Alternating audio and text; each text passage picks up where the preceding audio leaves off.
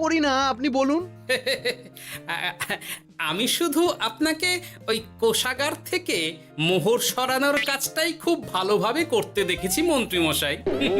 আর বাকি সব কাজে তো আপনি লবডঙ্কা। গোপাল, মুখ সামলে কথা বলো, হ্যাঁ? বেশি বাড়াবাড়ি করো না। কি বলতে চাইছেন মন্ত্রী মশাই? বাড়াবাড়ি করলে মারামারি হয়ে যাবে? আচ্ছা, হয়েছে হয়েছে, অনেক হয়েছে, সকলেই বারে থামো। ঝগড়াঝাটি বন্ধ হোক, এমনিতেই খুব গরম। বলছি কি, যা গরম পড়েছে এইখানে তো থাকাটাই দায় হয়ে যাচ্ছে। উফ, আর যে পেরে উঠছি না। মনে হয় আপাতত এখান থেকে কদিনের জন্য। মহারাজ, বাইরে রাজ্যের প্রজারা জড়ো হয়েছে, সকলে মিলে বিক্ষোভ করছে। একবার শিগগির আসুন মহারাজ, নইলে সাংঘাতিক কিছু একটা ঘটে যাবে।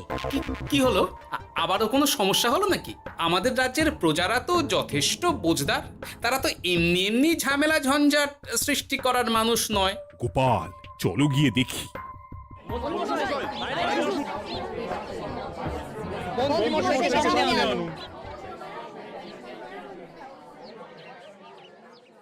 কি ব্যাপার, তোমাদের কি সমস্যা হয়েছে?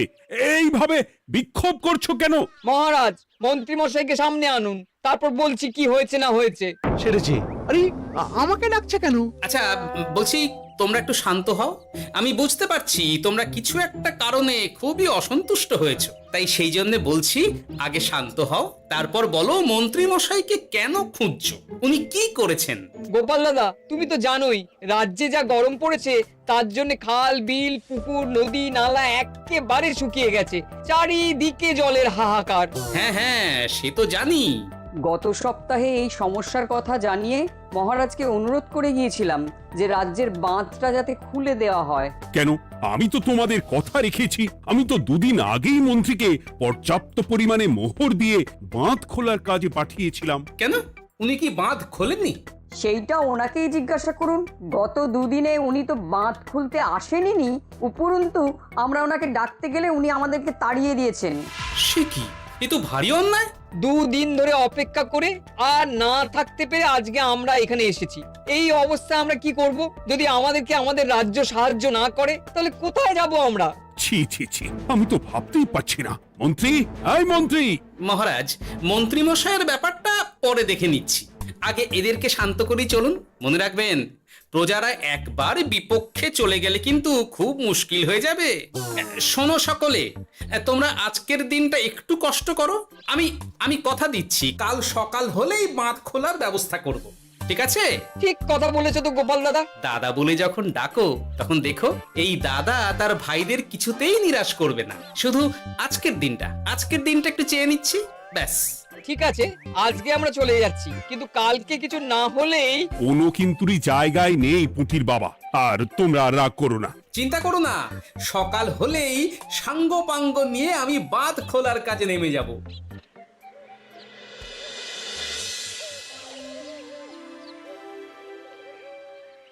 ছি ছি মন্ত্রী, তুমি এইভাবে আমায় মিথ্যে বললে?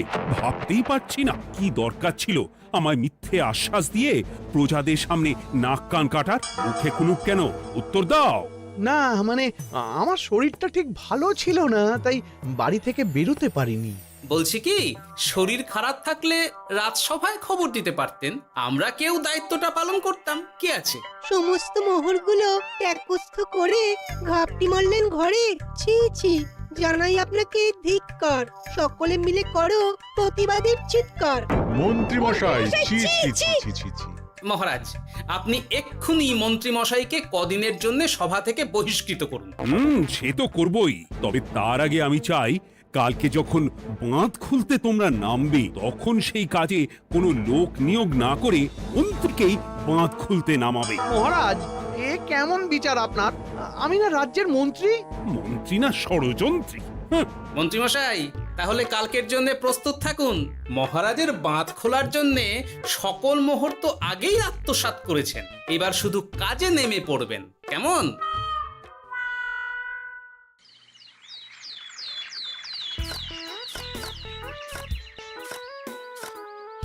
ওহ গোপাল, এইবারে ছেড়ে দাও, আর পাচ্ছি না। এত সহজে হাল ছাড়লে হবে বলুন? এই কে আছো?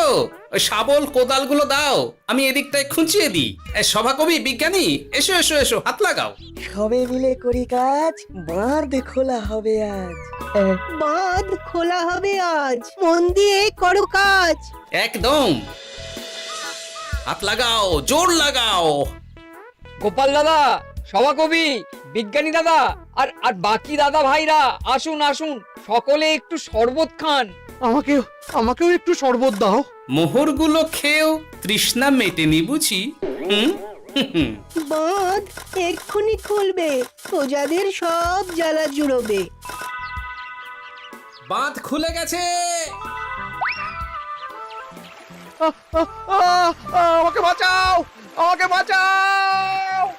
কোনো সময় ভুল করলে নিজেই সেই ভুল শুধরে আবার ফিরতে হয়। আপনিও তাই করুন মন্ত্রী মশাই, নিজে নিজেই উঠে আসুন। চলো সকলে। গোপাল, তুমি তোমার সাথীদের নিয়ে যা করলে সত্যি ভাবাই যায় না। মহারাজ, নিজেদের রাজ্যের সমস্যায় নিজেরাই কোমর বেঁধে নেমে সমস্যার সমাধান করেছি, পরিস্থিতি মোকাবিলা করেছি। এর জন্যে আপনি এমন করে বলবেন না। ওহ, তোমরা না থাকলে যে কি হতো। মহারাজ, আমরা আছি তো, এত ভাববেন না আপনি। আপনি বরং আমাদের সকলের জন্য কিছু খাবারের ব্যবস্থা করুন, খুব খিদে পেয়ে গেছে। হ্যাঁ, নিশ্চয়ই নিশ্চয়ই। তোমরা সকলে ভিতরে এসো, হাত পা ধুয়ে নাও, ততক্ষণে আমি রানীকে আহারের ব্যবস্থা করতে বলছি।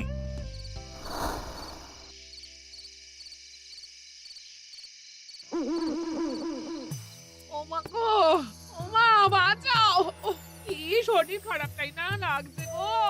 একে গিন্নি, বাবারে, কি হয়েছেটা কি? ও, তুমি এইভাবে এখানে শুয়ে কাতরাচ্ছ কেন? বলি তুমি এসেছো? হ্যাঁ, এই তো আমি চলে এসেছি। কি হয়েছে গিন্নি? তোমার কোথায় কষ্ট হচ্ছে? গরমে হাঁসফাঁস করছি গো, পারছি না। রান্না করতে গিয়ে খুব বাজে অবস্থা হয়ে গেছে গো, এই থেকে এইখানে পড়ে পড়ে গড়াচ্ছি। ঠিক আছে, আজ আর রান্না করতে হবে না গিন্নি, আমি রাজবাড়ি থেকে খেয়ে এসেছি। বাহ, নিজে খেয়ে এসেছো বলে আর রান্না করতে হবে না বলে দিলে? এদিকে রাত্রে আমি খাবো কি, সে খেয়াল আছে? হ্যাঁ হ্যাঁ, খেয়াল আছে, খেয়াল আছে। যাও, আমার জন্য রান্না চাপাও আর একটু জল দাও। দেখো, এত গরম পড়ে কৃষ্ণনগরের অবস্থা শোচনীয় হয়ে গেছে। বয়স্ক লোকেরা কোনো কাজই করতে পারছে না। সত্যি তো, এই গরমে রান্না করাটা খুবই কঠিন গিন্নি। কি বললে? আমি বয়স্ক লোক? আমার বয়স হয়ে গেছে, তাহলে নিজে কি? না না গিন্নি, আমি তোমায় কিছু বলিনি। আমি গোটা কৃষ্ণনগরের সাধারণ বয়স্কাদের উদ্দেশ্যেই কথাটা বললাম। তোমার তো বয়স হয়েছে বলে মনেই হয় না গিন্নি। ও তাই বলো?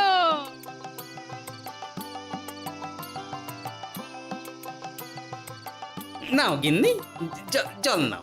আজ না হয় আমি রান্না করব। হে ভগবান, মুখের একটু লাগাম দাও। এইভাবে যখন তখন সত্যি কথা বলিও না।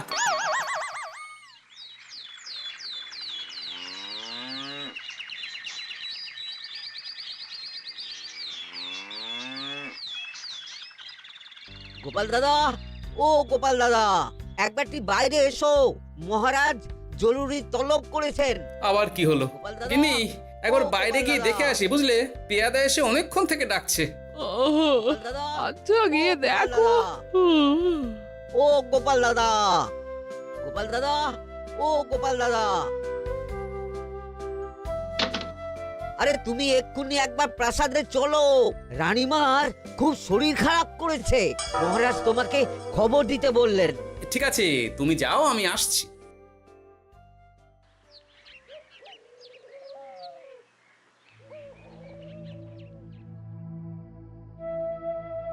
গোপাল, কি হবে বলো তো? রানী তো দুমদাম করে ব্যারামে পড়ে না। মহারাজ, ভয় পাবেন না, আমরা আছি তো। বৈদ্যকে পরীক্ষা করতে দিন, দেখি সে কি বলে। মহারাজ, অতিরিক্ত গরমের জন্যে শরীরটা খারাপ হয়েছে। আসলে উনি এই তীব্র দাবদাহ নিতে পারেননি। তবে চিন্তা করবেন না মহারাজ, আমি বাড়ি গিয়ে এক ধরনের বিশেষ পথ্য পাঠিয়ে দিচ্ছি। রানীমা খেলেই সুস্থ হয়ে উঠবেন। মহারাজ, নিজের কানেই তো শুনলেন, রানীমার তেমন গুরুতর কিছু হয়নি, চিন্তা করবেন না।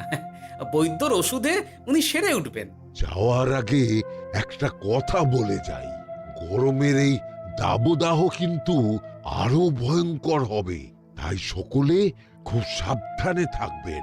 শরীর যাতে ঠান্ডা থাকে এমন হালকা পাতলা খাবার খাবেন। আসি, রাজসভায় দেখা হবে। মহারাজ, বৈদ্যমশাই কিন্তু এটা ঠিক বলেছেন, গরম আরো বাড়বে, তাই দুজনেই খুব সাবধানে থাকবেন, কেমন? গতকাল তো আমার গিন্নিও গরমের চোটে কুপোকাত হয়ে গেছিল, শেষমেশ আমাকে বাড়ি গিয়ে রান্না করতে হলো আর কি। ও বাবা, তাই নাকি? তাহলে তো খুবই চিন্তার ব্যাপার। আচ্ছা মহারাজ, আমি তাহলে এখন আসি, আবার রাজসভায় দেখা হবে। এই গরমে আর এখানে থাকতে পারছি না, বলছি কদিনের জন্য না একটু অন্য কোথাও গেলে হয় না গো? গিন্নি, এই গরমে ঘরেই থাকো, অন্য কোথাও যাওয়ার মোটে নাম করো না। বাইরে বেরোতে গিয়ে যদি কোনোভাবে গরম হাওয়া শরীরে লেগে যায় তাহলে বিপত্তির আর শেষ থাকবে না গিন্নি। কিন্তু এখানেও তো যা গরম পড়েছে, পচে গলে মরে যাই আর কি। উফ গিন্নি, দয়া করে এইসব বাজে কথা বলা বন্ধ করো তো, আমার আয়ু থেকেও তোমার আয়ু দীর্ঘ হোক। বাহ, তুমি এসব কথা কোথা থেকে শিখলে গো? হুম? এই তো তোমার থেকে আর কি। গোপাল, গোপাল, রাজ্যের অবস্থা খুবই বেহাল। এই সবই আমাদের পোড়া কপাল। আরে সভাকবি, কি হয়েছে? তোমাকে দেখে তো মনে হচ্ছে তুমি কিছু... বিজ্ঞানী মহারাজ দুজনেই অজ্ঞান, ঘটি ঘটি জল ঢেলেও ফেরাতে পারেনি তাদের জ্ঞান। কি বলছো কি? তা তুমি এই ব্যাপারটা জানলে কি করে? গিয়েছিলাম একটু আগে বিজ্ঞানীর বাড়ি, গিয়ে দেখি লোকজনের ভিড় সারি সারি। সে কি? শুনলাম মহারাজ তাকে কিছু বলতে এসেছিলেন, তারপরে দুজনে বাইরে বেরিয়ে আসতেই অজ্ঞান হয়ে গেলেন। মহারাজ বিজ্ঞানীর বাড়ি গিয়েছিলেন, তাও আবার রানীমাকে ছেড়ে? রাজবৈদ্য কত করে বললেন এই সময় যখন তখন ঘরের বাইরে বেরোবেন না, কে শোনে কার কথা? আমার মনে হয় মহারাজ তেমন কোনো গুরুত্বপূর্ণ কিছু কথা বলতেই বিজ্ঞানীর বাড়ি গিয়েছিলেন।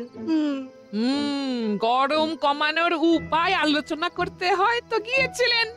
আমাদের মহারাজ তো নিজের চোখেই দেখেছেন এই তীব্র গরমের চোটে রাজ্যের কি অবস্থা, কি অবস্থা।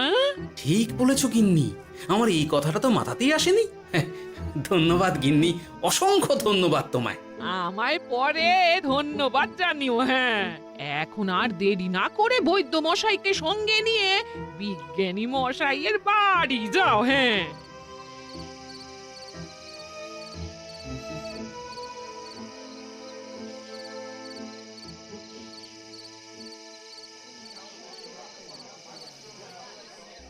কি বুঝছেন বৈদ্যমশাই? খুব একটা ভালো কিছু বুঝছি না গোপাল। দেখো, সত্যি বলতে ওই কৃষ্ণনগরের অবস্থা খুবই বাজে, তাই এখানকার মানুষেরা একে একে অসুস্থ হয়ে পড়ছে। বাইরের অবস্থাটাও তো ভালো নয়, বুঝতেই পারছো। এখন সান্ধ্যকালীন হাওয়াতেও গরমের তাত রয়েছে। দেখুন, রাজ্যের যা অবস্থা তাতে যদি রাজ্যের মাথা থেকে সমস্ত প্রশাসনিক প্রধানরাই অসুস্থ হয়ে পড়েন তাহলে তো ভীষণ বিপদ। সে তো বটেই, এই জন্যেই আমি বলি কি, মহারাজ সহ সকল সভাসদেরা এই রাজ্য ছেড়ে কদিনের জন্য পাহাড়ি কোনো এক জায়গায় গিয়ে থাকুন, পরিবার নিয়েই যান। দেখুন, আগে নিজেরা বাঁচলে তবে তো রাজ্যবাসীকে ভালো রাখতে পারবেন, তাই না? কথাটা কিন্তু মন্দ বলেনি বৈদ্য। গোপাল, এই গোপাল, তুমি পাহাড়ে যাওয়ার ব্যবস্থা করো। এইখানে আর কিছুদিন থাকলে মরেই যাব। হ্যাঁ গোপাল, আমারও তাই মত। এক্ষুনি যা শরীরে ক্লান্তি এসেছে, আর কদিন এইখানে থাকলে মরেই যাব। মহারাজের অনুরোধে গরম কমানোর কোনো ব্যবস্থাও তো করতে পারলাম না, বাইরে বেরোনো মাত্রই দুজনে মূর্ছা গেলাম। বাবা, ঠিক আছে, বুঝেছি। মহারাজ, আপনি আর এই ব্যাপারটা নিয়ে বেশি ভাববেন না। বিজ্ঞানী, তুমিও আর বেশি কথা বলো না। আমি পাহাড়ে যাওয়ার ব্যবস্থা করছি। আমরা রাজসভা সকলে সব পরিবারই যাব। অনেক কাজ হয়েছে, এখন কিছুদিন আমাদের বিশ্রাম দরকার।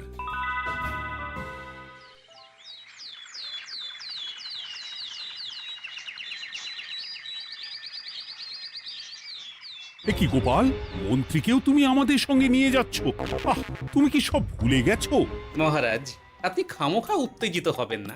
আপনার শরীরটা কিন্তু ভালো নেই। আর মহারাজ, আপনার রাজ্যে বাস করে আপনার থেকেই শিখেছি বিপদের দিনে পরম শত্রুকেও দূরে ঠেলতে নেই। গোপাল এটা ঠিক কথাই বলেছে।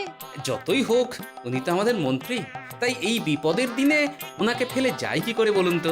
সত্যি গোপাল, তোমার তুলনা নেই। ঠং, সবই নাম কেনার চেষ্টা। গোপাল, চলো এইবারে রওনা দিই। বলছি, খাবার দাবার আর জলের কলসিগুলো উঠেছো তো? হ্যাঁ, খাবারের পাত্রগুলো আপনার জিম্মায় থাকবে, আর জলের কলসিগুলো আমি সামলাবো।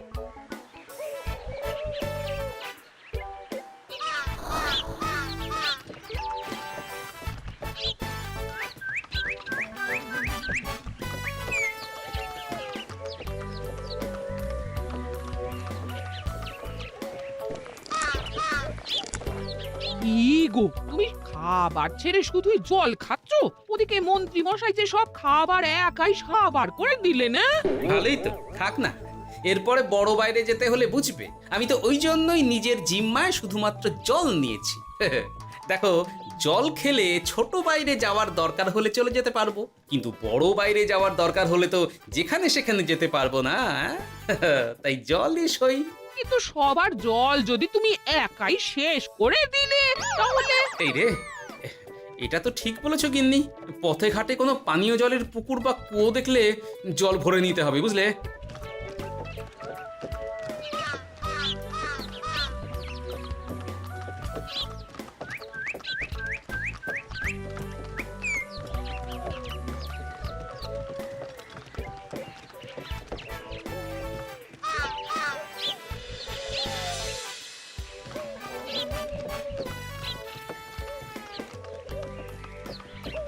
সকলে আসুন, দেখুন দেখুন মহারাজ আমার মূর্ছা গিয়েছেন। আসুন। সে কি, কৃষ্ণনগর পেরিয়ে এসেছি, এখন এই অচেনা অজানা জায়গায় এসে মূর্ছা গেলেন? গিনি, চলো তো শিগগির গিয়ে দেখি। কেউ ঘাবড়াবেন না, মহারাজের শরীরটা আসলে খুব দুর্বল ছিল তো, তাই মূর্ছা গিয়েছেন। তবে চিন্তার কিছু নেই, আমি এক ধরনের পথ্য দিচ্ছি, এটা খেলেই উনি আবার সুস্থ হয়ে যাবেন। ঠিক আছে বৈদ্যমশাই, আপনি তাহলে যত তাড়াতাড়ি সম্ভব পথ্যটা তৈরি করুন। হ্যাঁ, আমার এই পথ্যটা তৈরি করার জন্যে একটু জলের প্রয়োজন। একটু জলের ব্যবস্থা করুন তো। এ মা, বলি গাড়িতে যে এক ফোঁটাও জল নেই গো, কি হবে? এই গোপাল, তুমি একাই সব জল খেয়ে বসে আছো? হ্যাঁ গোপাল, এখন এসব বাদ দাও, চলো একটু জলের ব্যবস্থা করি। হ্যাঁ, খানাখন্দ, খাল, বিল, নদী, সমুদ্র, যেখান থেকে পারো জল নিয়ে এসো। জল ছাড়া এই পথ্য বানানো অসম্ভব। গোপাল, এ কি করা যায় বলো?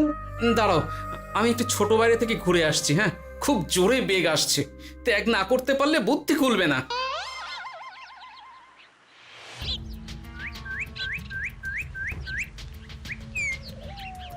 ওদিকে একটা পাত কুয়ো দেখতে পাচ্ছি মনে হচ্ছে।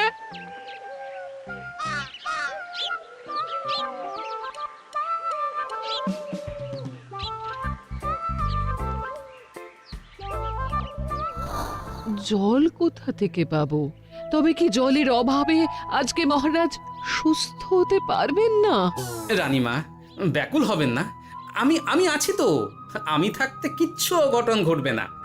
সকলে শুনুন, বিশেষত মহিলাদের বলছি, আপনারা সকলে নিজেদের কাছে যত শাড়ি আছে সেই প্রত্যেকটা শাড়ি আমাকে দিন।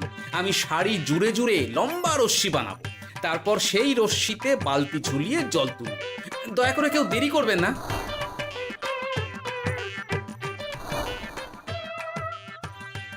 এই নাও আমার 5খানা শাড়ি। হ্যাঁ, এই নাও আমার 10খানা শাড়ি। আমি বাবা আমার লতা পাতা মিনি করা শাড়িগুলো দেব না। যা পারো করো, আমি বড় বাইরেতে যাচ্ছি। ওমা, বিপদের দিনে শাড়ি দেবে না? গায়ের জোরে নিয়ে আসবো। হ্যাঁ,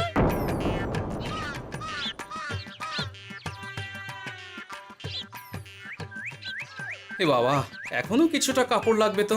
যা গভীর পাতকুয়া, সবার সব শাড়ি তো কাজে লাগিয়ে দিয়েছি, এখন কি হবে? আরে ওই তো কার একটা ঝোপের কাছে ধুতি পড়ে রয়েছে, যাই ওইটাই নিয়ে নি। এই গোপাল গোপাল, আরে করো কি, ওটা তো আমার ধুতি। আরে আরে আমি এই ঝোপে বড় বাইরের জন্য এসেছি। আরে মন্ত্রী মশাই, বড় বাইরে করার সময় অযথা অন্যদিকে মন দেবেন না, তাহলে পেট সাফা হবে না।